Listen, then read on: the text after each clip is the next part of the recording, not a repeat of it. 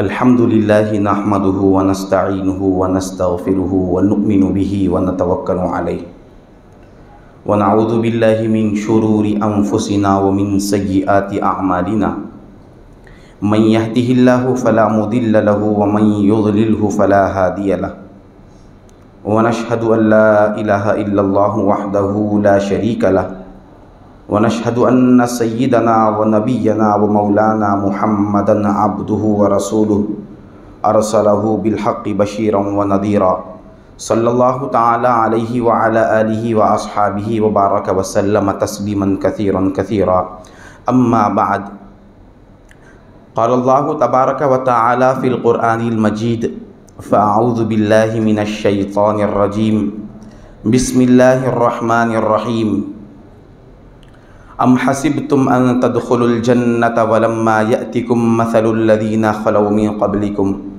मस्सतहुमुल बअसाउ वद्दर्राउ वज़ुल्ज़िलू हत्ता यक़ूलर रसूल वल्लज़ीना आमनू मअहु मता नस्रुल्लाह अला इन्न नस्रल्लाहि क़रीब व क़ाल तआला फ़ी मक़ामिन आख़र अम हसिबतुम अन तदखुलुल जन्नता वलम्मा यअलमिल्लाहु लज़ीना जाहदू मिनकुम व यअलमस्साबिरीन सदक़ल्लाहु मौलानल अज़ीम व सदक़ रसूलुहुन नबियुल अमीनुल करीम व नहनु अला ज़ालिका लमिनश शाहिदीन वश्शाकिरीन वज़्ज़ाकिरीन वल्हम्दुलिल्लाहि रब्बिल आलमीन व क़ाल अल्लाहु तआला फ़ी शअनि हबीबिही इजलालन व इकरामा इन्नल्लाहा व मलाइकतहु युसल्लूना अलन नबी या अय्युहल्लज़ीना आमनू सल्लु अलैहि व सल्लिमू तस्लीमा अल्लाहुम्मा सल्लि अला सय्यिदिना व मौलाना मुहम्मदिन नबिय्यिल उम्मी व अला आलि सय्यिदिना व मौलाना मुहम्मदिन नबिय्यिल उम्मी अल्लज़ी क़ुरिनतिल बरकतु बिज़ातिही व मुहय्याहु व तअत्तरतिल अवालिमु बितीबि ज़िक्रिही व रियाह।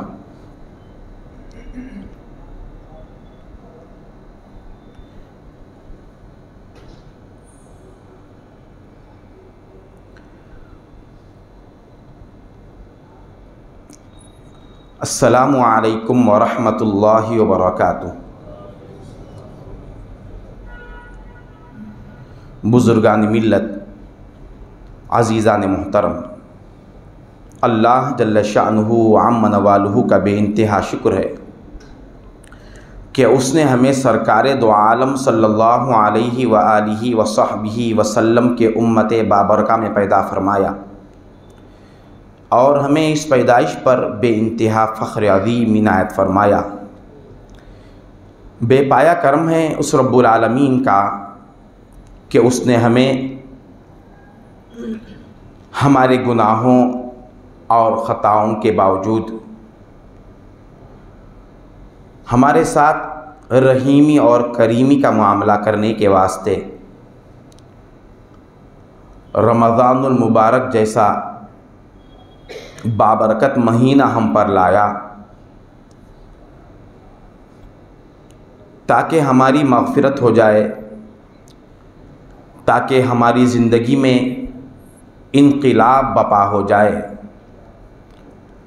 वो बंदा जो अल्लाह और उसके अहकामात से दूर है, वो बंदा जो बंदगी और उसके सलीक़े से दूर है, उसको बंदगी के आदाब और उसके अतवार आ जाए। अल्लाह तबारक व तआला ने इसलिए हम पर एक मुबारक महीने को ला के रखा है। मोहतरम बुज़ुर्ग और दोस्तों,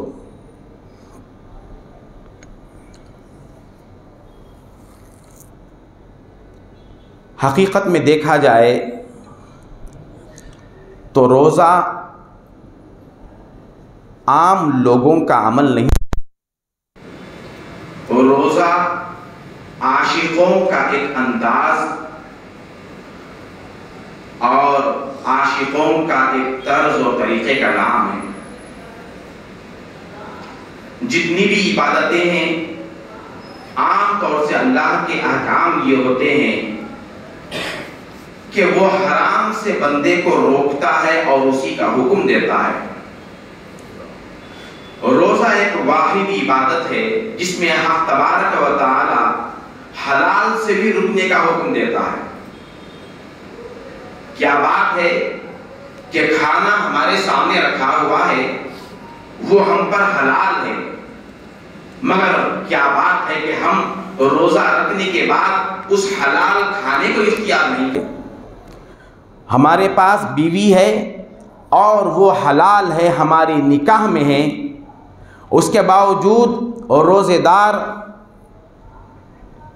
सुबह सादिक से लेकर गुरूब आफ्ताब तक उसी मनकुहा और हलाल औरत से इस तरह दूर रहता है जैसा कि उन दोनों के दरमियान कोई ताल्लुक़ ही नहीं है।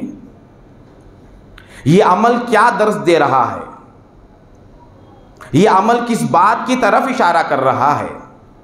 हलाल चीज़ है जो आम दिनों में इफ्तार के बाद इंसान उसको अपना सकता है, पहले भी हलाल है, अब हालत रोज़ा में भी हलाल है।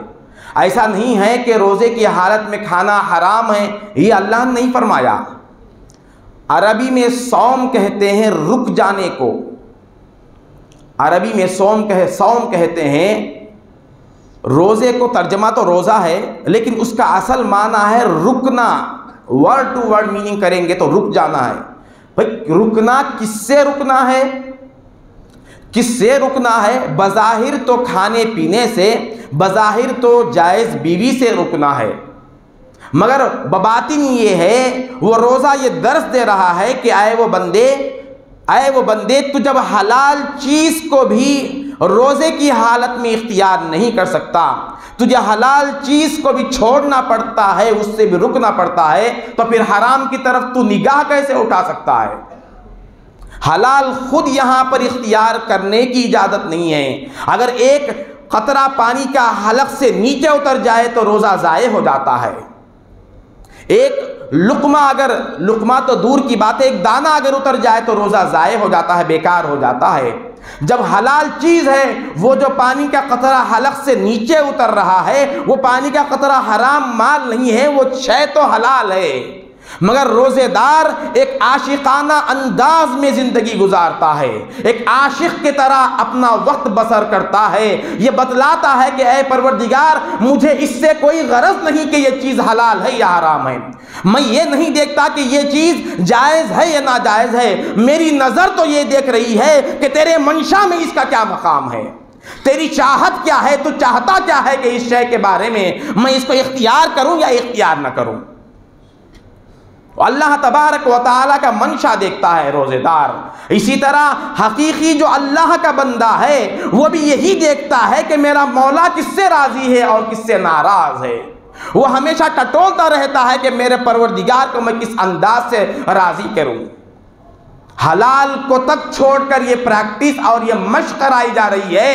एक महीने तक क्या है बंदे, तू जिस तरह से हलाल चीज़ को भी अपने मंशा को ख़त्म करते हुए अपने मौला के मंशा को सामने रखकर हलाल को छोड़ रहा है, तो हराम चीज़ जब सामने आ जाए, हजार शैतान भी तेरी निगाह को भटकाना चाहे तो तेरी निगाह एक सरे मुंह भी भटक नहीं सकती। ये परवरदिगार आलम का निज़ाम है रोज़े में। सहाबा इकराम रज़ी अल्लाह ताला अन्हुम अजमईन ने इसका सबूत दिया।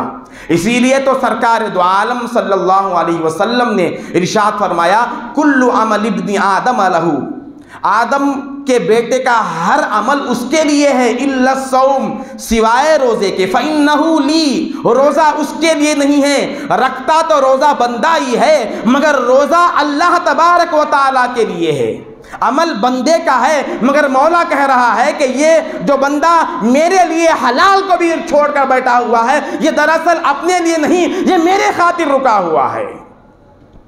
फ़इन्नहु ली व अना अजज़ी बिही औ उज्ज़ा बिही, और फरमाते हैं इसीलिए उसका बदला कौन है? कुछ रोज़ेदार तो वो है जिनका बदला अल्लाह रास्त देता है। मामूली रोज़ेदार का भी ये अमल है। मामूली रोज़ेदार की जज़ा ये है कि उसको अल्लाह अपने हाथ से अजर देता है, अपने हाथ से अजर देता है। वो जो पेट का रोज़ा है, ज़ाहिरी रोज़ा है, ज़ाहिरी बुराइयों से जो रुका, उसका ये मकाम है। हदीस में सिर्फ अजज़ी बिही लफ्ज़ आते हैं, मगर सरकार दो आलम ने उसको क्या पढ़ा? उज्जा अजजी भी का मतलब यह है कि मैं जज़ाब देता हूं, मैं बदला देता हूं। उसको मुहद्दिसीन ने उज्जा भी ही पढ़ा, मतलब यह है कि अल्लाह खुद जजा में आ जाता है। क्या बात है, क्या करम नवाजी है मौला की। हम कैसे मकाम पर अल्लाह तबारक व तआला के फजल से आकर खड़े हुए हैं।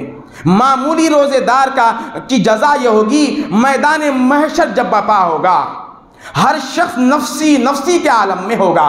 किसी को भूख तड़पाते रहेगी, किसी को प्यास की शिद्दत तबाह बर्बाद करते रहेगी, कोई बेचैन और हरासा रहेगा। ऐसे में अल्लाह तबारक व तआला हुक्म देंगे कि फरिश्तों एक दस्तरखान बिछाओ। आका है दो जहां सल्लल्लाहु अलैहि वसल्लम इरशाद फरमाते हैं कि उस दस्तरखान की चौड़ाई और लंबाई मशरिक से मगरिब तक होगी। मशरिक से उस दस्तरखान का आगाज होगा और मगरिब पर ख़त्म होगा। वो तो वहाँ पर मशरिक है ना मगरिब है मैदान महशर में। न जाने अल्लाह को मालूम, अल्लाह के रसूल को मालूम कि उस मशरिक और मगरिब की वुसअत क्या है, कितनी दूर है मालूम नहीं। मगर इतना बड़ा दस्तरखान बिछाया जाएगा, हर शख्स तमन्ना करेगा कि इस दस्तरखान पर मुझे बैठने का मौका मिल जाए। हर शख्स ख्वाहिश करेगा काश कि इस दस्तरखान से मुझे एक घुट पानी मिल जाए, काश मुझे एक लुक़मा इस दस्तरखान से मिल जाए। सारा महशर देखेगा कि ये दस्तरखान किसके लिए है। कोई ये समझेगा शायद ये अंबिया के लिए है, कोई ये समझेगा कि ये शुहदा सिद्दीकीन के लिए है। मगर हक़ ताला की तरफ से निदा होगी।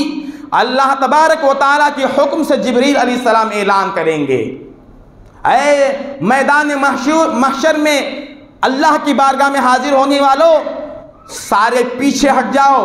वो लोग कहाँ हैं जो अल्लाह के लिए अपने नफ्स में हाजत रखने के बावजूद भी भूखे रहते थे? वो लोग क्या है जो अपने नफ्स के ख्वाहिशात को सामने मजबूर करते हुए, देखते हुए भी अपने मौला के खातिर उसको रोकते थे? उन लोगों को बुलाओ।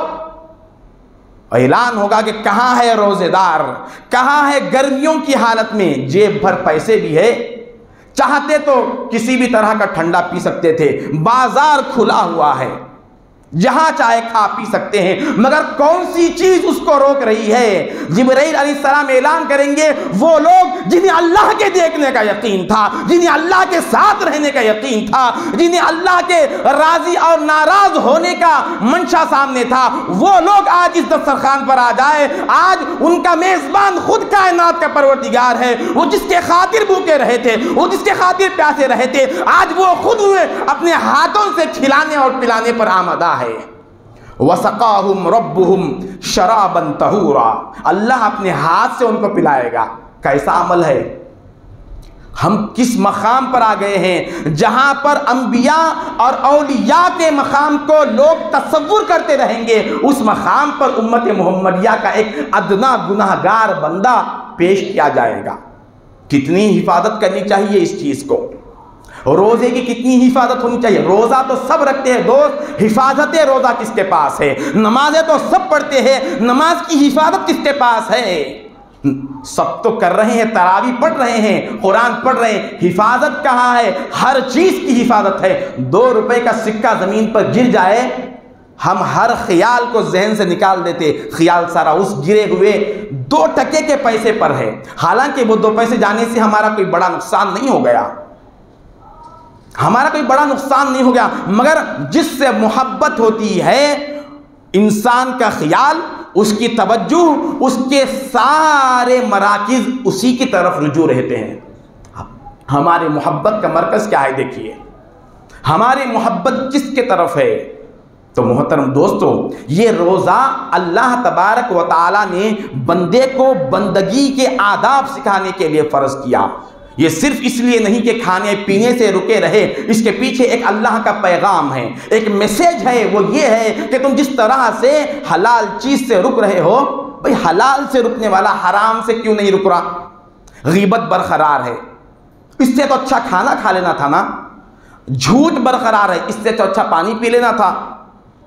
जो रोज़ा जिसमें हमने झूठ कहा, अब मैं जो कहा हूं इससे तो अच्छा पानी पीना था, खाना खा लेना था, बात तो अच्छी मालूम नहीं होगी, मैं समझ सकता हूं। मगर वो इसका बैकग्राउंड देखिए। जिस रोज़े में हमने झूठ कहा, रोज़ा रहकर हमने गीबत की, रोज़ा रहकर किसी से हसद किए, रोज़ा रखकर किसी से बुग़्ज़ किए, और रोज़ा रहकर अपने आँख को बदनज़री का शिकार किए, कान को गाने की तरफ मुतवज्जे किए, ज़ुबान को गलत इस्तेमाल किए। तो अब बताइए, ये जो रोज़ा है जिसमें ये खुराफात हुए हैं, क्या इस रोज़े को वापस ला सकते हम? अगर कोई खाना खा ले, जानबूझकर ही खा ले, उसके लिए कफ़ारा है। हालत रोज़ा में बीवी से मिल जाए, उसके लिए कफ़ारा है। कफ़ारा क्या है? बीवी से अगर मिलेगा तो उसके लिए या तो एक ग़ुलाम आज़ाद करना, ग़ुलाम नहीं है ग़ुलामों का दौर, तो फिर क्या करना है? 60 रोज़े रखना है, एक उसके साथ क़ज़ा रोज़ा भी, 61 रोज़े, 60 रोज़े पैर दर पे बग़ैर किसी नागे के। अगर ये भी नहीं हो सके, इतना आदमी मजबूत नहीं है, उसकी सेहत साथ नहीं देती, तो फिर 60 मिस्कीनों को खाना खिलाने का हुक्म है। ये है, लेकिन इतना, ये तो मशक्क़त की चीज़ है, 60 रोज़े रखना मशक्क़त की चीज़ है, लेकिन उस रोज़े का कुछ ना कुछ तबादला हो ही जाता है, जिसमें हमने खाना खा लिया या पानी पी लिया या बीवी से मिल लिए, इसका कोई किसी ना किसी मोड़ पर बराबरी होने का एक इम्कान है। लेकिन इसमें भी एक बात है कि रमज़ान में रोज़ा रखने का जो अजर है वो इसको नहीं है, इस बदबख्त को वो अजर नहीं है। कोई ये समझे कि भाई मेरे पास तो ताकत है, आज रोज़ा तोड़ लूँगा, 60 रोज़े रख लूँगा, या मैं 60 मिस्कीनों को खिला लूँगा, मगर इसको रमज़ान में रोज़ा रखने का मकाम नहीं मिलेगा। अल्लाह ने हमको सिर्फ रोज़ा फ़र्ज नहीं किया, रमज़ान में रोज़ों को फ़र्ज किया। ये खुद अल्लाह की एक नेमत है। तो बात यह कर रहा था कि जब ये रोज़ा जो खाने पीने से ख़राब हुआ है, खाने और पीने से ख़राब हुआ है, इसका तबादला किसी एक हद पर जाकर मुमकिन हो सकता है, मगर वो रोज़ा जिसमें हमने झूठ बोला, वो रोज़ा जिसमें हमने खिलाफ सुन्नत कोई काम किया, वो रोज़ा जो हम गफलत में गुजार दिए, बताओ उसका बदल कहाँ से लाएंगे? उसके बदले में 1000 रोज़ा रखेंगे, 1000 रोज़े रखते जाएंगे, तब भी उसका बदल नहीं होगा, तब भी उसका बदल नहीं होगा। इसीलिए अल्लाह तबारक व तआला ने आम रोज़ेदार का ये अजर बता रहा है कि उनके लिए मैं क़यामत के दिन दस्तरखान बिछाऊंगा, उस दस्तरखान पर मैं सिर्फ रोज़ेदारों को बिठाऊंगा और अपने हाथ से इफ्तार कराऊंगा। कितनी बड़ी दौलत है इफ्तार कराना, इफ्तार कराना कितनी बड़ी दौलत है। आज हमारा हाल बिल्कुल बिगड़ गया दोस्त, क्या करूं, मजबूर है, सख्त लहजा अगर इख्तियार नहीं करेंगे इस दौर में मुश्किल है। हर शख्स बैठने के बाद ऐसा वक्त है, एक रोज़ेदार को रोज़ा इफ्तार कराने का अजर यह है कि उसको सॉलिड एक रोज़े का अजर दिया जाता है। आप बताइए कितने लोग ऐसे हैं? मैं तो अपने आप को इस दावे में शामिल नहीं कर सकता। क्या हम अल्लाह के बारगाह में ये कह सकते हैं कि हमारा रोज़ा काबिल कबूल है, 100% काबिल कबूल है? मैं तो नहीं कर सकता, मगर अल्लाह के रसूल सल्लल्लाहु अलैहि वसल्लम कितने मेहरबान हैं अपनी उम्मत पर। वो जानते हैं कि मेरी उम्मत अपने रोज़े को इस तरह से अल्लाह के मंशा पर ढाल नहीं सकती, लिहाजा अल्लाह के रसूल ने एक और तरीक़ा इख्तियार किया।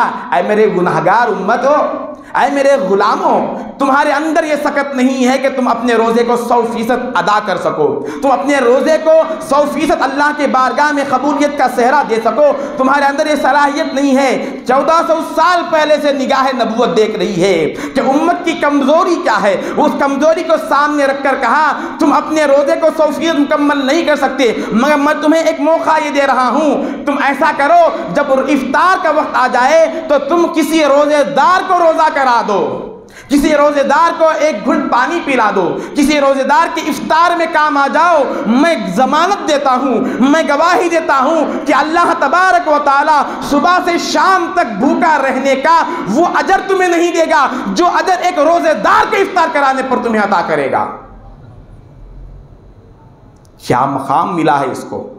अल्लाह के रसूल किस तरफ लेकर जाना चाहते हैं। एक रोज़ेदार को इफ्तार कराने का मकाम है। ये हुजूर किसके सामने कह रहे थे? जिन लोगों के सामने ये कह रहे थे वो सहाबा इकराम, उनका हाल ये था कि उनमें से एक एक आदमी आधे खजूर से सहरी किया हुआ था।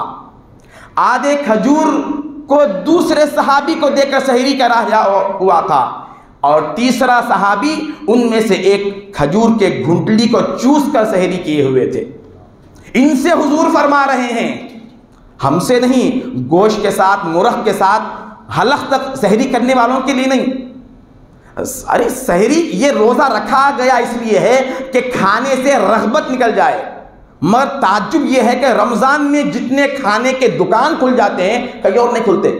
ये साबित करना चाह रहे हैं कि आए अल्लाह, मैं इंसान नहीं बनूंगा, मैं हैवान था और हैवान हूं, हमेशा हैवान रहूंगा। ये हैवानियत को मैं छोड़ने के लिए तैयार नहीं हूं। ये महीना इसलिए आया है कि इन चीजों से दुनिया और माफिया से बेरग़बत कराना चाहता है, मासी वाल्लाह से बंदे के दिल को तोड़ना चाहता है, अपने साथ में अपने बंदे के दिल को जोड़ना चाहता है।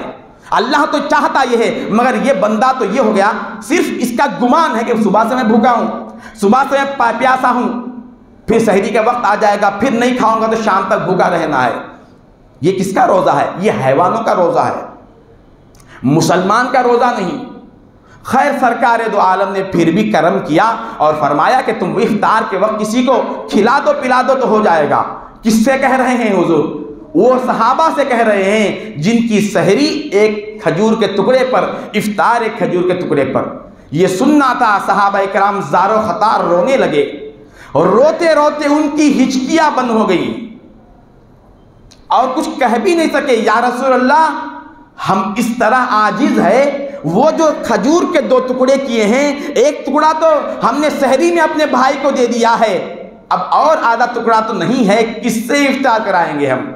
उनको यकीन था जुबान रिसालत पर, उनको मालूम था कि ये जुबान गलत नहीं हो सकती, उनको मालूम था कि इस जुबान से निकलने वाला हर हर्फ अल्लाह की बारगाह में पसंदीदा है और होकर रहने वाला है, ये बदलने वाली जुबान नहीं है। उन्होंने देखा कि इतना बड़ा अजर तकसीम हो रहा है और मैं महरूम हो रहा हूं। उन्होंने ये तसव्वुर किया तो रो पड़े, या रसूलल्लाह, हमारे पास ये सकत नहीं है, हम किस तरह इस अजर को पाएंगे?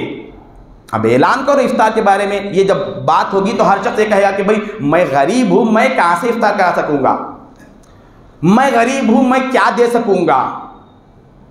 बताओ, हाथ उठाकर कोई एक, क्या कोई इतना गरीब है कि जिसकी सहरी खजूर के एक टुकड़े पर होती हो? क्या कोई इतना गरीब है जो खजूर के गुठली को चूस कर रोजा सहरी करता है और उसी पर इफ्तार करता है? उनका ईमान तो ये है, वो जो जिस खजूर के 2 टुकड़े करते थे, आधे टुकड़े को उठाकर इफ्तार तक के लिए रखना अपने लिए तवक्कुल के खिलाफ समझते थे, अल्लाह के ज़ात पर भरोसे के खिलाफ समझते थे। उस खजूर के एक टुकड़े को सहरी में ले लिया, दिल में बात आती कि आधा टुकड़ा इफ्तार के लिए रख लूं, तो ईमान कहता कि बंदे, जो परवरदिगार तुझे रोजे में रिस्क दे रहा है, क्या वो तुझे इफ्तार में रिस्क नहीं दे सकता?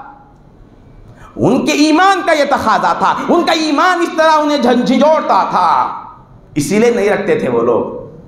इतने गरीब होने के बावजूद ये आवाज़ारी है। हुजूर से इरशाद फरमाते हैं, ऐ अल्लाह के रसूल, हमारे माँ बाप आप पर कुर्बान हो, हमारे माँ बाप आप पर कुर्बान हो। या रसूलल्लाह, सहरी का खजूर तो ये हाल हो गया, इफ्तार के लिए हमने इंतज़ाम ही नहीं किया, दूसरों के लिए क्या करेंगे?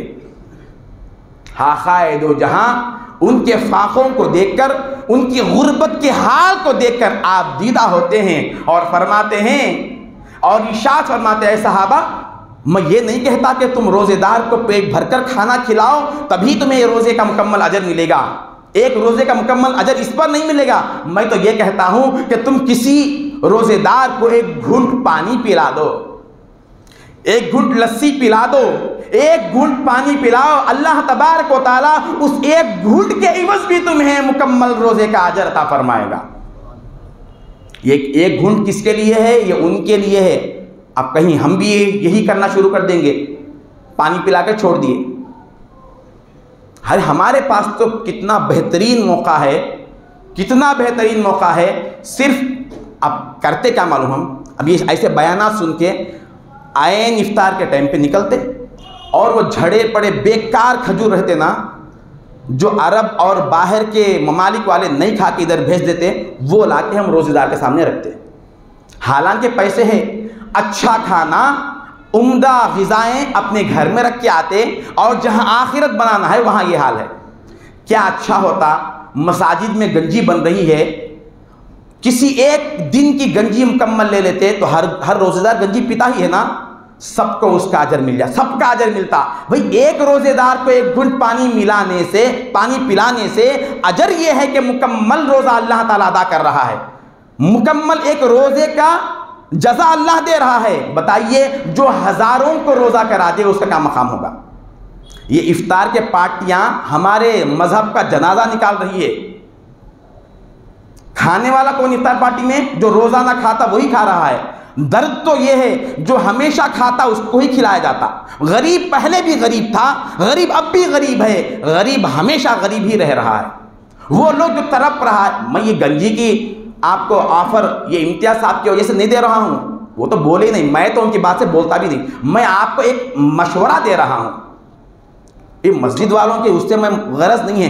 अगर हम एक गंजी का मुकम्मल खर्च लेते, हर रोजेदार जिस चीज को इफ्तार में इस्तेमाल करता है वो गंजी है, वो सबको मिल जाती है आसानी से। एक दिन में इतना बड़ा अजर मिल गया। खैर दोस्त, ये तो आम बात थी जो रोज़े के मकाम के हवाले से मैं अर्ज़ कर रहा था। अल्लाह ताला हमारे लिए अपने रहमत के दरवाजे कैसा खोल के रखा है। देखिए अजर, अमल छोटा है, अजर कितना बड़ा है। इस उम्मत की सारी खुसूसियात में से खुसूसियत मिन जुमला यह है कि अमल थोड़ा है, अजर बेहद व इंतहा है। और वो रोज़ेदार जो आम अंदाज से रोज़ा रखता है उसके लिए ये मकाम है कि दस्तरखान बिछाकर अल्लाह सबके सामने खिलाता है। अब चलिए उस रोज़ेदार की तरफ जो कल्ब से भी रोज़ा रखा और रूह से भी रोज़ा रखा और इस सहरी किया तो इफ्तार तक मौला की याद से गाफिल नहीं हुआ। सहरी करने के बाद से अपने कान को भी रोज़े में शामिल किया, अपनी आँख को भी रोज़े में शामिल किया, अपने ज़ुबान को भी रोज़े में शामिल किया, अपने लबो दंदा को भी रोज़े में शामिल किया, अपने हाथ और पैर के हर हरकत को रोज़े में शामिल किया। ऐसा बंदा जो रोज़े में रहते हुए बंदगी का हक अदा करे, वो जिस तरह से हलाल चीज़ से भी रुका, हर अल्लाह के नामर्जी से वो रुका रहा, इसका मकाम क्या है? इसका मकाम सरकार दो आलम फरमाते हैं वह अना उज्जा बिही, फिर इस बंदे को मैं दस्तरखान पर अपने हाथ से नहीं खिलाऊंगा। उसका अजर यह है कि उसको जो अजर मैं अता करूंगा उसका किसी को अंदाजा भी नहीं है। उसको ये अजर अदा करूंगा, उसको मैं अपने पास बुलाऊंगा और कहूंगा कि बंदे तू मेरे लिए हर एतबार से रोजा रखा, अब मैं तुझे किसी मखलूक के जरिए से जजा नहीं दिलवाऊंगा, मैं खुद उसकी जजा में आ जाता हूं, मैं खुद जजा बन जाता हूं। अपने रुख से हिजाब हटाता है और बिल मुशाफा रास अपने दीदार से मालामाल करता है। क्या दिन होगा, वो क्या समा होगा जब हक तबारक व तआला अपने हिजाब को हटाकर बिल्कुल रूबदू होने वाला है। दोस्तों इसी के लिए तो बंदा जीता है, इसी से जिंदगी का मजा है। दोस्त ये दुनिया जितना भी खाएंगे खत्म होने वाली है। ये हम टाल मटोल मत कीजिए कि हम नहीं कर सकते, हम नहीं कर सकते। आज मुसलमानों का रोना ये है, मुसलमान अहकाम इस्लाम के आने के बाद, अल्लाह उसके रसूल के हुक्म के आने के बाद यही नहीं देखता कि मेरी सलाहियत क्या है, क्योंकि मुसलमान वही होता है, ईमान वाला वही होता है जिसका ईमान ये होता है मेरा रब मुझे उसी बात का हुक्म देता है जिस बात को मैं कर सकता हूं, जिस बात को मैं कर सकता हूं। यही तो इश्क के अंदाज है। जहां बंदे की इस्तिताअत नहीं है उसके बावजूद जहां बंदा मजबूर होता है, अपनी मजबूरी को भी मौला के लिए कुर्बान कर देता है, अपनी मोहताजी को भी मौला के सामने कुर्बान कर देता है। रोज़ा ये दस देता है, बंदा ये नहीं देखता कि मैं कमज़ोर हूं ना, मैं रोज़ा कैसे रखूंगा। बहुत से लोग हैं इतवार को इतवार रोज़ा रखने वाले, बहुत से लोग ये भी कहने वाले 27 के बाद 3 रोज़े रख लिए तो पूरे महीने का रोज़ा रखने का अजर है। तो फिर पूरा महीना रोज़े रखने वाले बेवकूफ़ है। किसको आप उल्लू बना रहे, किसको पागल बना रहे? किसी को नहीं, खुद को बना रहे। वो लोग 3 दिन रोजे रखे तो 30 दिन का सवाब। अच्छा ऐसी करेंगे ना, ये रोजा गंजी उंजी बना छोड़ दो साहब, खाली 3 दिन रख लेंगे रोजा। ठीक है, अगर अल्लाह ऐसा सोचा तो, अल्लाह अगर ऐसा इरादा करा तो बंदे मैं तुझे इतवार को इतवार रिस्क दूंगा, हफ्ते में पूरे 6 दिन भूखा रहे, क्या करेंगे? अब जब हमारे जितने लोग हैं, हर एक का एक फील्ड है ना, हर एक फील्ड में एक सीजन होता है। वो सीजन आने के बाद आप ऐसा करिए, इतवार को इतवार कारोबार में जाइए, महीने के 3 दिन जाइए, यहाँ तो नहीं, नफ्स का मसला आ गया तो मुकम्मल एहतियात। इतना होशियार है मुसलमान, पूछो मत, हम उसके सामने बेवकूफ़ है। दीन के मसले में आ गया तो मुझे मालूम नहीं, मैं जाहिल हूँ। अब बहुत से कि भाई नहीं मालूम है, सो वाले को अल्लाह माफ़ कर देता। कौन बोले? किसके बाप की लिखी हुई बात है ये? नहीं मालूम है तो अल्लाह माफ़ कर देता। मालूम करना पड़ता है, मालूम करना, फिर उसके मुताबिक अमल करना। आप पासपोर्ट फिलअप कीजिए, एक लेटर कैपिटल लेटर के जगह स्मॉल लेटर लिखिए। मैं क्या अर्ज कर रहा हूं? स्मॉल लेटर के जगह कैपिटल लेटर के जगह स्मॉल लेटर लिखिए, आपका पासपोर्ट रद्द हो जाएगा। ये हम नहीं समझ रहे। हुकूमत जो झूठ बोलकर हुकूमत पे आ रही है, जिसका धोखा देना हर दिन हम देख रहे हैं, उसका इतना ख्याल है कि वो एक हर्फ के स्मॉल और कैपिटल होने पर इतना एहतमाम है। दीन में आने के बाद मसखरापन दीन का हो गया। यहां कुरान की तिलावत होती है, हम बाजारों में। कौन सा मुसलमान है ये? रमजान का महीना है और पूरे बदमाशियां बराबर जारी है। अल्लाह को क्या सूरत दिखाएंगे? अल्लाह के सामने किस अंदाज से पेश होंगे? खैर, अल्लाह को सूरत दिखाना तो बात की बात है। 1400 साल पहले आखाए दो जहाने दुआएं मांग मांग कर हमको ये जो नेमतें दी है, जब सामना होगा मोहम्मद रसूलुल्लाह का तो क्या जवाब देंगे? जब सामना होगा और गिरेबान पकड़ कर पूछेंगे, हुजूर अरे वो कमीने, मैं तुझे अल्लाह की रहमतों में इस तरह करीब लाया, सिर्फ हाथ उठाने की देर थी, तू इतना भी न कर सका, तुझसे इतना भी ना हो सका। यहाँ सहाबा इकराम की जिंदगियाँ भी बताई जा रही है। उनकी जिंदगियाँ दर्स के तौर पर पेश की जा रही है। जिनके पास कुछ नहीं तब भी अल्लाह के ज़ात पर शुक्रगुजार है। वो हुक्म के मुंतज़िर होते थे, उनके पास बहाने सारे उनके पीठ के पीछे होते थे। कोई सहाबी ऐसा नहीं है कि बहाना लगाकर छोड़ दिए हो। वो अल्लाह के राह में निकलने के लिए बहाने लगाते थे। वो बीमार रहकर भी बहानों को तलाश नहीं करते थे। वो निफाक है। मुनाफिकीन वो होते हैं, जब जंग तबूक का मौका आ गया, मुनाफिकीन कहने लगे या रसूल अल्लाह, अब तो हम बीमार है। बीमार का बहाना लगा दिए, बीमारी का बहाना लगा दिए। किसी ने कहा कि फसल उतरने वाली हम नहीं कर सकते, उन्होंने वो बहाना लगा दिया। इधर सहाबा ईमान वाले तो वो है, उनका हाल सुनिए। जंग तबूक जो जंग हुई थी, इंतहाई गर्मी के दिन थे, इंतहाई शिद्दत के दिन थे, और उसी मुकाम पर साल में 2 मरतबा खजूर का फसल उतरता है। ऐन खजूर उतरने की देर है, वो से टाइम पे जंग का मौका आ गया। अब आजमाइश थी ईमान और निफाक की। ये महीना, ये दौर भी ईमान और निफाक के लिए एक बहुत बड़े आजमाइश का कसौटी है। या बताया जाता है कि तुम अल्लाह की रिजा के लिए बहाना लगाते हो, या अपने सारे बहाने और कमजोरियों को हटाकर मौला के मंशा को हासिल करना चाहते हो। इधर ऐलान होता है मिंबर रसूल से, या अय्युहल्लज़ीना आमनू, ऐ ईमान वालो, अनफिकू मिन तय्यिबाति मा कसबतुम, जो कुछ तुमसे हो सके वो अल्लाह के राह में लाओ।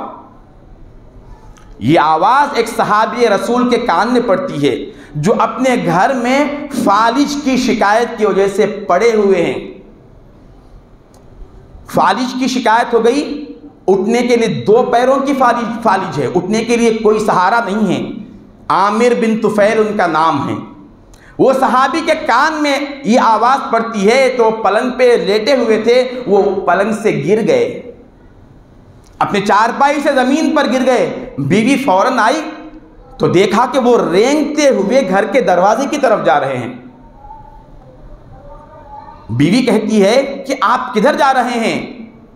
तो कहने लगे हैं, क्या तूने नहीं सुना कि आका दो जहां ईमान वाले को खिताब कर रहे हैं? हुजूर ने फरमाया कि ऐ ईमान वालो, जंग का मैदान गर्म है, हक और बातिल का मारका है, चलो अपने जान माल को लगाओ। हुजूर ने ईमान वाला कहा और मेरे दिल में ईमान की चिंगारी सुलग रही है। मेरे दिल में ईमान की चिंगारी हो और हुजूर ईमान वालों को कहे कि ये काम करो और मैं पलंग पे पड़ा रहूं। बीवी कहने लगी, आप अपनी हालत को तो देखो, उठने की हालत नहीं है, ना पैर उठ सकता है, ना तुम्हारा हाथ हिल सकता है। ऐसे हाल में भी क्या जरूरत है तुम्हें? कहा कि वो कुछ नहीं मालूम, मेरा पैर सही नहीं है, ये बात हक है, मेरा हाथ कमज़ोर है, ये बात सही है, मगर मेरा ईमान कमज़ोर नहीं है, मेरा ईमान मुझे लेकर जा रहा है। मेरा ईमान तो सलामत है, मैं अपने ईमान के बलबूते पर ईमान की ताकत पे जाना चाहता हूँ। क्या किए फिर? वो उसी तरह रेंगते हुए घर से बाहर निकले, अपने मोहल्ले के पार गए, एक यहूदी के बाग में चले गए जो लोगों को मजदूरी पर खजूरें देता था। उसके पास गए और कहने लगे, ऐ यहूदी, मेरी मजदूरी कबूल करेगा? उसने देखा तो मजाक उड़ाया, किससे मजदूरी करोगे? हाथ तो है नहीं, पैर तो कमजोर है, चलने की सलाहियत नहीं, क्या मजदूरी करोगे? कहा कि तू काम तो बता, मजदूरी बाद में देखेंगे। कौन है दोस्त? कौन है? सोहबत याफ्तगान है मोहम्मद रसूलुल्लाह के। मामूली बात नहीं है। इस हाल में भी कौन कहा है उनको? ईमान वो चीज है दोस्त, अगर हमारे दिल में ये शमा रोशन है तो कुछ और ही मुसलमानों का हाल होता। इससे कह रहे हैं कि मेरे हालत को न देख, मेरी हालत पे नजर न डाल, बता के क्या देने, काम क्या है? तो उसने कहा कि कुआं रखा हुआ है, कुआं यहां पर है, कुएं से एक डोल निकालो और खजूर के दरख्तों को पानी से सेंच दो। क्या मिलेगा? हर डोल पर एक खजूर दूंगा। कुएं से पानी सेंचना और वो पानी खजूर के झाड़ों में डाल देना, हर डोल के बदले में एक खजूर। पता है वो क्या किए सहाबी? उन्होंने अपने जुबान में, अपने दांतों में उस डोल की रस्सी को पकड़ लिया और डोल अपने मुंह के जरिए से कुएं में डाल दिया और पानी भर के अपने दांतों के जरिए से उस कुएं के डोल को खींचने लगे। दांतों के जरिए से खींचने लगे और खींचकर एक डोल जब निकाले तो एक तरफ का उनका जबड़ा फटने लगा और निकाल के खजूर के दरख्तों को सैराब करने लगे। एक हुआ, फिर उन्होंने सोचा कि अब क्या किया जाए। यहूदी ने यह मंजर देखकर कहा कि आए वो अल्लाह के बंदे, एक तो जबड़ा फट गया, अब तो मजदूरी से बाद आ जा। तो वो कहने लगे, आमिर बिन तुफैल, अभी तो एक जबड़ा और बाकी है, वो रख के क्या करूंगा? जो चीज राह हक में कुर्बान होने के लायक नहीं, वो रख के मैं क्या करूंगा? ये दिल हुजूर पे कुर्बान नहीं तो कुछ भी नहीं, ज़मीर पहले मुसलमान नहीं तो कुछ भी नहीं। उन्होंने पेश कर दिया, फिर डोल को डाला, फिर अपने दांतों से खींचने लगे, खींचकर फिर एक सैराब किए, दूसरा जबड़ा भी फट गया। उन्होंने देखा कि अब दो जबड़े फट गए, अब क्या करूं? कहा कि फिर एक बार डोल डाल के तो देखेंगे, डालना मेरा काम है। अब अल्लाह से इल्तिजा करने लगे, अल्लाह, जो सलाहियत मेरे अंदर थी, जो कुछ मेरे दम में दम है, मैं उस सब को तेरे बारगाह में कबूल कर दिया, तेरे बारगाह में कुर्बान कर दिया, अब तू मेरी मदद कर ले। ये कहकर जब उन्होंने डोल डाला और निकाला तो फिर उनके दांत सारे झड़ गए और वो तीसरा डोल डाल दिए झाड़ों में, 3 खजूर लेकर जाने लगे सरकार दो आलम की बारगाह में। मुनाफिकीन ने रास्ते में ये माजरा देखा, इस वाक़िये को कुरान बयान कर रहा है। रास्ते में मुनाफिकीन ने देखा तो कहा कि आए वो अल्लाह के बंदे, तुम ये माल लेकर जाओगे? वहां तो हजरत उस्मान गनी रजी अल्लाह ताला अन्हु कई 100 ऊंट और घोड़े अल्लाह के रसूल की बारगाह में पेश किए हुए हैं। वहां पर सारे दीनार और दिरहमों के अंबार लगे हुए हैं और तुम उसमें 3 खजूर, क्या ये 3 खजूर पेश करके सरकार दो आलम की तौहीन करोगे? तुम क्या सरकार दो आलम की तौहीन करना चाहते हो? तो वो समझ गए कि क्या मैं ये 3 खजूर लेकर जाऊंगा तो हुजूर की बेअदबी हो जाएगी। यही होता है हमेशा, जो शख्स दीन पर आना चाहता है और उसको जो लोग दीन से रोकना चाहते हैं वो सब मुनाफिकीन की तरह है, उस दौर के मुनाफिकीन की तरह है। आज कोई नौजवान दाढ़ी छोड़ने लग जाए, कोई नौजवान खमीस पैजामा पहनना शुरू करे, सारे घर वाले पहले उसको बैकाट कर देते, क्या अभी बुढ़ा हो गया, क्यों दाढ़ी रख रहा है, अभी ये लिबास पहनने की जरूरत क्या है, तू क्या मौलाना हो गया? अरे ये लिबास मौलाना लोगों का नहीं है दोस्त, ये हर मोहम्मद रसूलुल्लाह के गुलाम का लिबास है। ये सूरत किसी मौलवी की जागीर नहीं है, ये सुन्नत रसूल पर जिंदगी गुजारना किसी की प्रॉपर्टी नहीं है, ये मौलवी और मुल्लाओं का बशाइख का मकाम नहीं है, उनका तर्ज नहीं है, ये आका है दो जहां के अदाओं का हिस्सा है। जब भी दीन पर एक तो हम दीन पर नहीं आते, कोई आता है उसको भी रोकने की कोशिश करते हैं, क्या सजा होगी इसको? सरकार दो आलम सल्लल्लाहु अलैहि वसल्लम ने सख्त सजा सुनाई उसके लिए। अल्लाह ने भी फरमा दिया, वमन अज़लमु मिम्मन मना मसाजिदल्लाह अन युज़करा फ़ीहा इस्मुहु व सआ फ़ी ख़राबिहा उलाइका मा कान लहुम अन यदख़ुलूहा इल्ला ख़ाइफ़ीन लहुम फ़िद दुनिया ख़िज़्युन व लहुम फ़िल आख़िरति अज़ाबुन अज़ीम। जो लोग अल्लाह के बारगाह में बंदों को जाने से रोकते हैं, कायनात में उससे बड़ा जालिम कोई और नहीं है।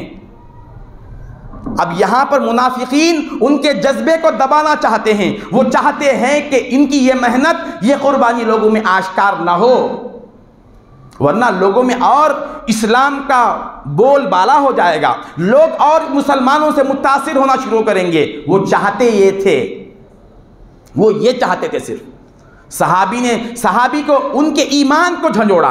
वो कहाँ आकर गिरते थे? जब गुस्ताखी रसूल या बेअदबी रसूल का मौका आता तो वो खामोश हो जाते थे। हमसे सब कुछ बर्दाश्त है, आका है दो जहाँ की बेअदबी बर्दाश्त नहीं है। सहाबा का ये नज़रिया था। जब उन्होंने कहा कि तुम ये पेश करोगे 3 खजूर तो तुम बेअदब हो जाओगे, तो वो खजूर ले लिए और आका है दो जहाँ सल्लल्लाहु अलैहि वसल्लम की बारगाह की तरफ जाने के बजाय अपने घर की तरफ रुख कर लिए, अपने घर की तरफ चले गए और घर में जाकर ज़ारो क़तार रोने लगे। तो बीवी कहने लगी, क्या बात है, आपने इतनी मेहनत की और 3 खजूर लेकर आए, मगर वो आका है दो जहाँ की बारगाह में क्यों पेश नहीं किए? तो कहने लगे, अरे बीवी, अगर मैं ये पेश करूँगा तो न जाने इतनी छोटी सी हकीकी सी चीज़ पेश करके मैं कहीं गुस्ताख ना हो जाऊँ आका का।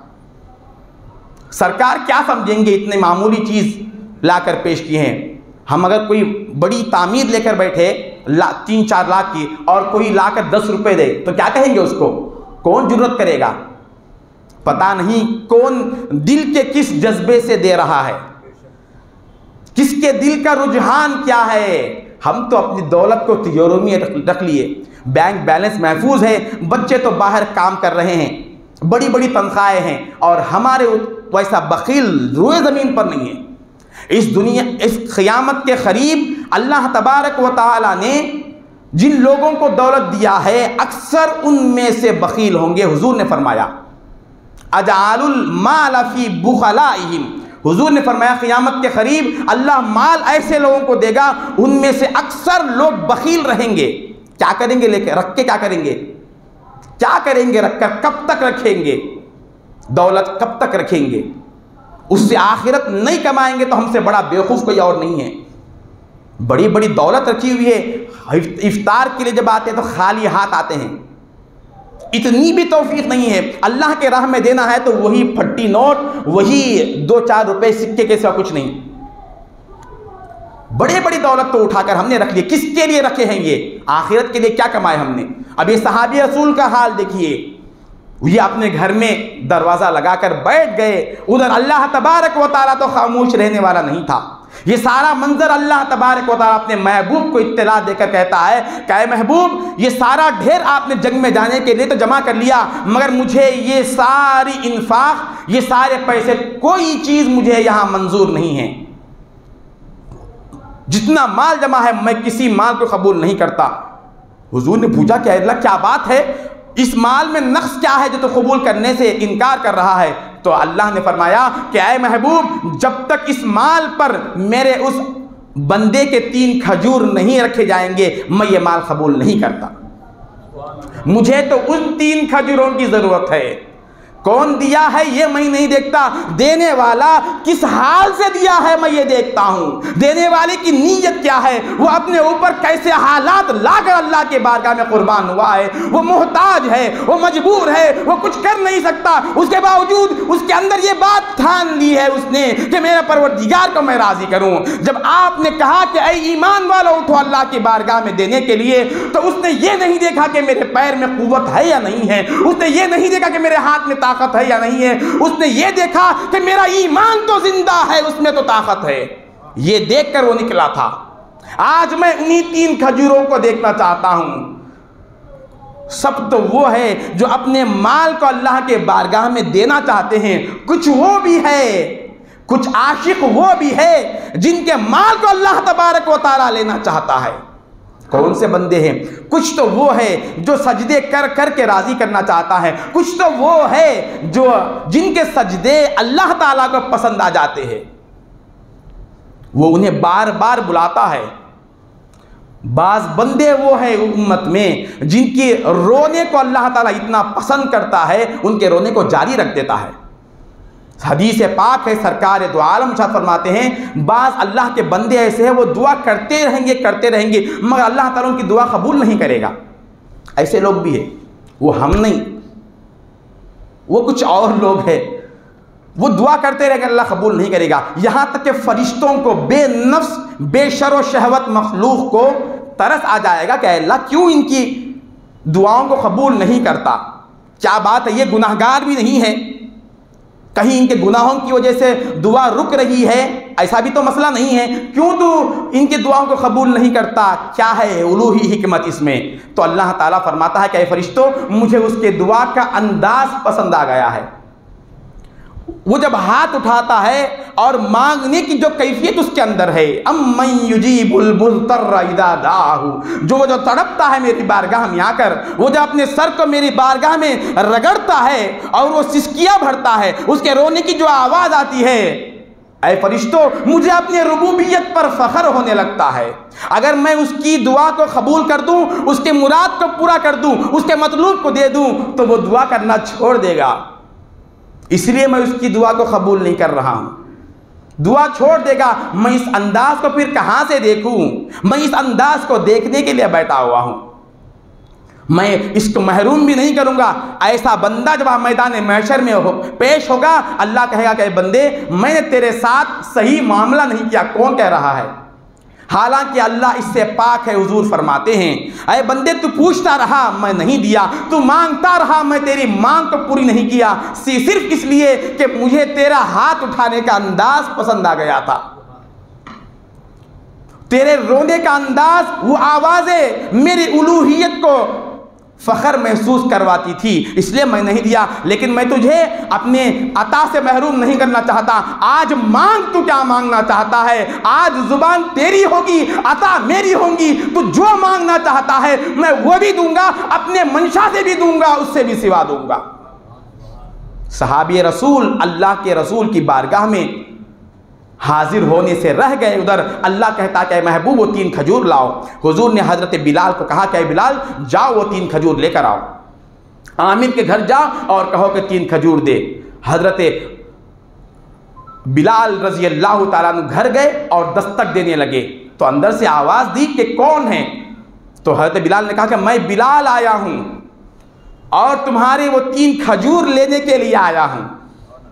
तो हजरत बिलाल की आवाज पर आमिर ने कहा, क्या है बिलाल, क्या मैं रसूलुल्लाह का बेअदब बनूं? उस्मान गनी के ढेर के सामने, उनके माल के सामने मैं 3 खजूर पेश करके क्या सबूत दूं? मैं अपनी हैसियत में अपनी बंदगी को किस तरह से पेश करूं? ये कहना था। वो बिलाल कहने लगे, नहीं आए बिलाल, आए आमिर, तुम्हारे उन्हीं खजूरों की अब हाजत है। तो बिलाल रजी अल्लाह, फिर उन्होंने कहा कि मैं देने के लिए तैयार नहीं हूं, मैं हुजूर का बेअदब हो जाऊंगा। फिर वहां से हजरत बिलाल रुखसत होने लगे। बिलाल जब आ गए तो अल्लाह तबारक व तआला अपने महबूब को हुक्म देता है कि महबूब, मैंने कहा था कि ये 3 खजूर आप इस माल में जमा कर दे तो मैं कबूल कर लूंगा, मगर महबूब आपने उन खजूरों को लेने के लिए बिलाल को भेज दिए। महबूब, मैं तो चाहता था कि उसके उस कुर्बानी पर उन खजूरों को लेने के लिए आप जाते तो अच्छा होता था। क्या बात हो रही है? किसको कह रहे हैं? महबूब, आप अगर उसके दरवाजे पर जाते और आप लेकर आते तो अच्छा होता। वो आपके सिवा किसी को दे नहीं सकता, उसका इश्क, उसका ईमान उसको इजाजत नहीं देता। ये गाजी, ये तेरे पुरस्रार बंदे जिन्हें तूने बख्शा है ज़ौक़े खुदाई, दो नीम इनकी ठोकर से सहरा वो दरिया, सिमट कर पहाड़ इनकी है बसराई, दो आलम से करती है बेगाना दिल को, अजब चीज़ है लज्जते आशनाई। जो बंदा मौला से इस तरह से जुड़ जाता है, मौला के लिए अपने तन मन धन हर शय को क़र्ब कुर्बान कर देता है, अपनी मर्जी को मौला के मंशा में फना कर देता है, अपने इरादे को मौला के इरादों में फना कर देता है, अपनी चाहतों को मौला के चाहत में कुर्बान कर देता है, अपना कुछ न रखता है। जब ये मकाम आता है तो मोहम्मद रसूलुल्लाह उसके दरवाजे पर आते हैं। हुजूर अल्लाह हुक्म दे रहा है, चलिए महबूब आप लेकर आइए। फिर सरकार दो आलम बनफ्स नफीस तशरीफ ले जाते हैं, दस्तक देते हैं तो अंदर से आवाज़ आती है, अरे बिलाल मैंने पहले कह दिया कि तुम चले जाओ, फिर तुम क्यों आए हो? तो आवाज़ आती है, मैं मोहम्मद रसूलुल्लाह हाजिर हुआ हूँ, बिलाल नहीं है। सुना है आप हर आशिक के घर तशरीफ़ लाते हैं, मेरे घर में भी हो जाए चरागा या रसूलल्लाह, मैं खुद तशरीफ़ लाया हूँ, मैं खुद हाजिर हूँ तुम्हारे दरवाजे पर। अल्लाह तबारक व तआला जंग के सफ़र को शुरू करने से नाराज़ है जब तक तुम्हारे वो 3 खजूर नहीं आएंगे, और तुम्हारे लिए आसमान से हुक्म उतारा है। ये मुनाफिकीन तुम्हें मेरी बारगाह से रोकने के लिए तुम्हारे कुर्बानी को दबाना चाहते हैं, लेकिन अल्लाह ताला अज़ली किताब में क़यामत तक के लिए तुम्हारी इस कुर्बानी को महफूज रख दिया। और कहता है अल्लज़ीना यल्मिज़ूनल मुत्तव्विईना मिनल मुमिनीना फ़िस सदक़ात वल्लज़ीना ला यजिदूना इल्ला जुहदहुम फ़यस्ख़रूना मिनहुम सख़िरल्लाहु मिनहुम व लहुम अज़ाबुन अलीम। जो बंदे मजबूरी की हालत में, इंतहाई कमज़ोरी की हालत में अपने मौला को राज़ी करना चाहते हैं, मुनाफिकीन उनसे मस्खरापन चा करते हैं। अल्लाह महबूब कह दो कि वो मुनाफिकीन ईमान वाले के सामने मस्खरापन नहीं कर रहे हैं, अल्लाह उनसे मजाक कर रहा है और उनके लिए दर्दनाक अजाब है। क्या हम इतने कमज़ोर हैं?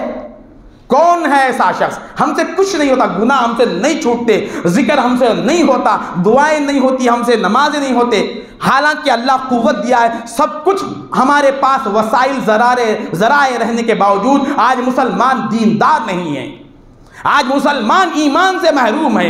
ईमान की दौलत और उसकी चाशनी से क्यों महरूम है? वो ये समझ रहा है कि मैं नहीं कर सकता।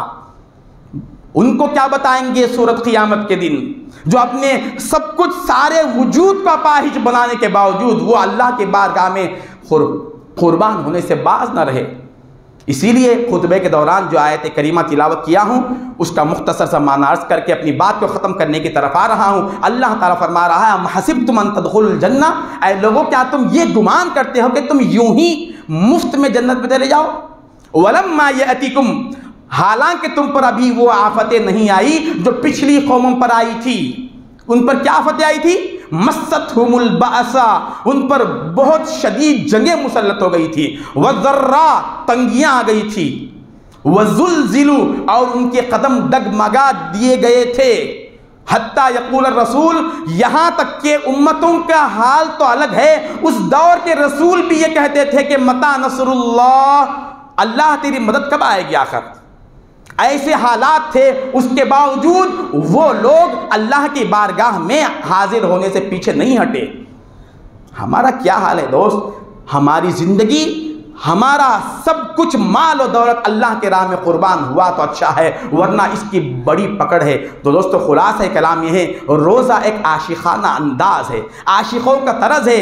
ये बतलाना चाहता है रोज़ेदार, अल्लाह ताला उसके अमल से ये जाहिर करना चाहता है कि रोज़ेदार रोज़ा रखकर ये ऐलान कर रहा है कि जब अल्लाह का हुक्म आ जाए, उसका मंशा आ जाए, तो मैं ये नहीं देखूंगा कि मेरे पास क्या है, मैं ये देखूंगा कि हुक्म किसका है और कैसे अदा करना है। दोस्तों इस महीने को गनीमत जाने और इसमें अपनी आखिरत को बनाने की फ़िक्र करे। सिर्फ महीने के न रहे, इस महीने के जाने से पहले अपनी ज़िंदगी में इनकलाब पैदा करे। इसके आने से पहले जो हाल था, खुदारा हमारा वो हाल इस महीने के जाने के बाद न रहे, वरना इसका आना और जाना बेकार रहेगा। मैं अल्लाह की बारगाह में दुआ करता हूँ कि अल्लाह जो कुछ कहा गया सुना गया अमल की तौफीक अता फरमा, हमारे हाल पर रहम व करम फरमा, मुसलमानों की जान माल इज़्ज़त व आबरू का तुम हाफिज़ बन जा। हमें जो परेशान हाल है परेशानी को दूर फरमा, जो बीमार है उनको सेहत अता फरमा, जो बीमार है उनको सेहत अता फरमा, हमारे बड़ों को सलामत रख, हमारे छोटों को सलामत रख, हर एक की खुशी हमको नसीब फरमा। हमारे जो भी हमारे अपने चहीते बीमार है उनको सेहत अता फरमा, शिफा आजिला कामिला अता फरमा, उनका साया हमारे सरों पर तादेर बासेहत और सलामती कायम व दायम फरमा। तुझे वास्ता है तेरे हबीब पाक सल्लल्लाहु अलैहि वसल्लम का। व आखिरु दावाना अनिल हम्दुलिल्लाहि रब्बिल आलमीन। अस्सलामु अलैकुम व रहमतुल्लाहि व बरकातुहू।